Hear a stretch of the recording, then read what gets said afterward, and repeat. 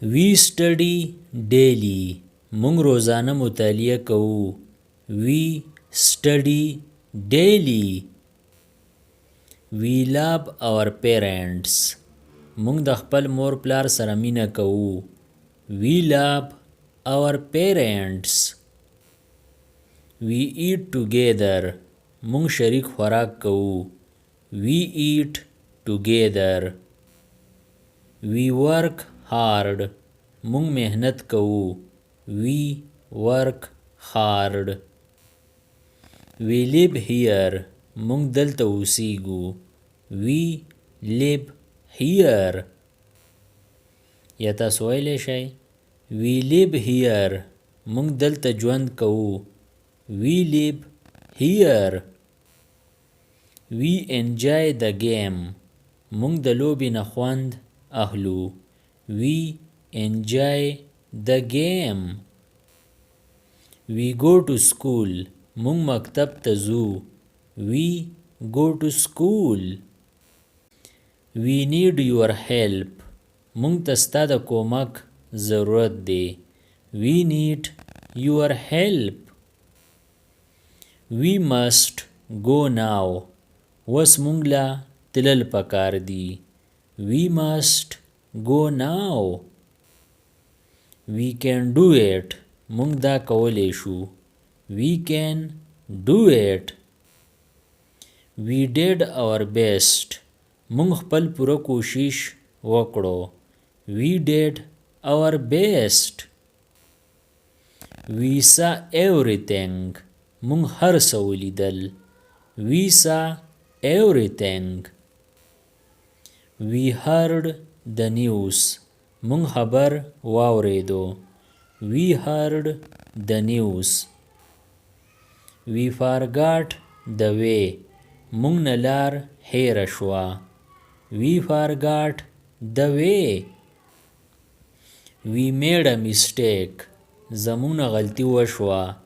We made a mistake. We enjoyed the party. مونږ د پارټۍ نه مزه واخسته. We enjoyed the party. We played football.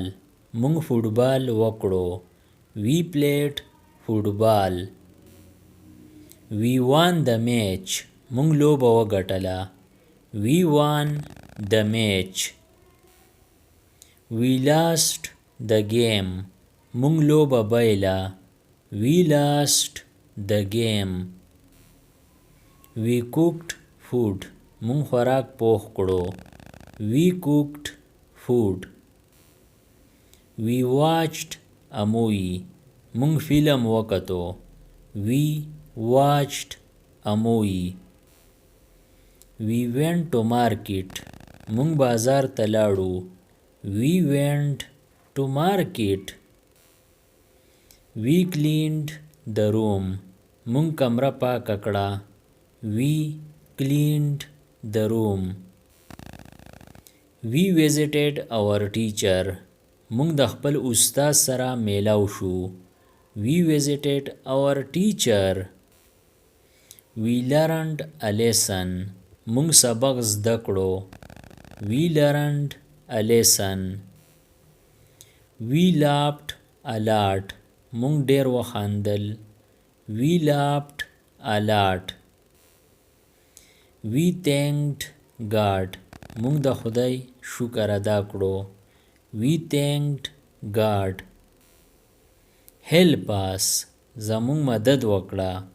Help us. Call us later. مونږ ته وروستو فون وکړه. Call us later. Join us. مونږ سره شامل شه. Join us. Follow us. مونږ تعقیب کړه. Follow us. Believe us. په مونږ یقین وکړه. Believe us. Trust us. په مونږ باور وکړه. Trust us. Wait for us. زمونږ انتظار وکړه. Wait for us. Listen to us. زمون خبره واوره. Listen to us. Tell us the truth. مونږ ته رښتیا ووایه. Tell us the truth.